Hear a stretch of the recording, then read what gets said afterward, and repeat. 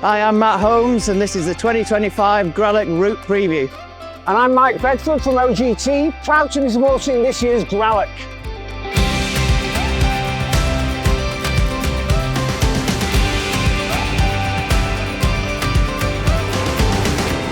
So Matt, we're 5k in. This is where the real race begins? Yeah, well, pretty much. We've been flat out from the start on race day, but this is the real make or break moment. We're about to hit the chunkiest gravel on the whole course and probably the steepest bit of climbing. So we'll stop just up here and have a good look at it.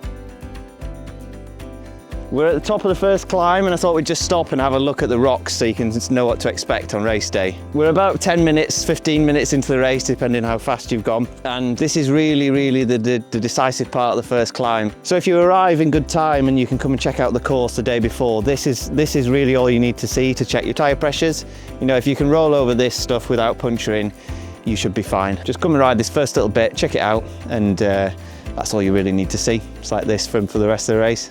As you can see, where I'm standing is quite a nice, neat line, but as we go around this next corner, it all turns to this sort of chunky railway ballast, the sort of stuff you get under train tracks. So it turns into almost like a cobble climb for the very top, so you just have to grit your teeth, get over it, and then onto the first descent. It's a tight one. This is where fellas like me don't keep up with fellas like you. So yeah, you can see it's quite a fast descent.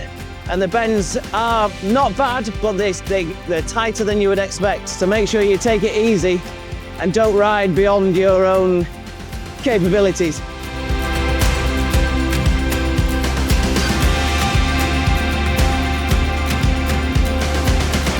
Okay, so we've just come off a really fast descent.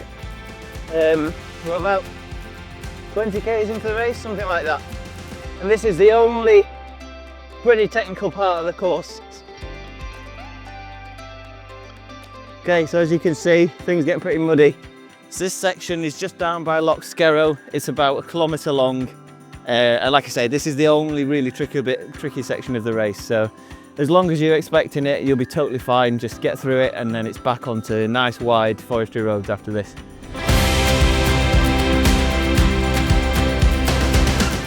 Okay, so we've just come over the top of Slaughter Hill, which is about halfway around the race. As you can see, it's a little bit rocky, but not bad. And as always, take it nice and easy. And especially at the bottom is a sharp right bend back onto the flat roads. You always point out to me that the first mistake that sort of, well, people like me make is not fueling enough. You know, it's a big race, you're burning a lot of energy. Talk me through what you would recommend. Yeah, exactly. So this race for the winners is at least 3.5 hours long, but you could easily be out for 4-5 hours. Yeah. So it's important that you take plenty of energy with you. And also, if you can't do that, make sure you stop at the feed zones and pick up some more OGT bars. Yeah. Pick up some water, fill your bottles. We're just over halfway through the race at a place called Otter's Pool, and this is where you'll find the second feed zone of the race. If you've paid for the bottle service, then this is where you'll find your second bottle, so you can pick up that and pick up some more snacks on the way. So Mike, how are you going to unwrap your energy bar with those big massive gloves on? Aha. Well, luckily, I've got OGT in my pocket. No fumbling, no unwrapping. And this is an OGT bar, all natural ingredients, tastes great. They're the world's first wrapper-free energy bar, no wrapper required. It has a thin wax coating. They taste great. You'll find them at all the feed stations. Tell me about your tyres. You've tried different width tyres and you're experimenting with that.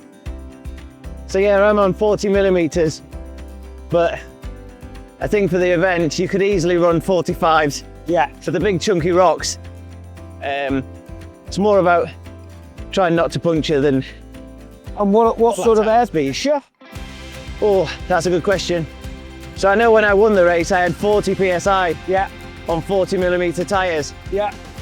So that was super bouncy, but avoided punctures. So I think I wouldn't go so hard, something like 35. but it totally depends on the tyre width. Yeah. And like I say, I wouldn't be scared to go for big tyres. Yeah. So we're at 22 k's to go. We've just passed the last feed zone of the race, and this is really the home straight. It's still a long way to go, but it's now just fast gravel descent and then road all the way into Gatehouse of Fleet for the finish. So if you've made it this far, you're probably going to hang on to your group all the way to the finish line. So just grit your teeth and try not to puncture. But by this point, you've got used to this gravel and you know what you're doing. So yeah, it's pretty spectacular, this last run in, and we're about to descend now down to the viaduct, which is pretty amazing as well, and go back and get some dinner. So we're at the bottom of the last descent now, and I've just been reminded of an essential bit of kit. So that final descent's super rocky and bumpy, and my chain fell off. So I only built this bike yesterday, and I have got a chain catcher to put on it, but the top tip, make sure you put one on for the race. So that's it, we're back in Gatehouse of Fleet, and that's the 2025 Gralloch route. This is about 500 metres to go. You go left to that clock tower, right into the Galleries Park, and collect your finisher's medal. And if you've done really well, collect the winner's trophy.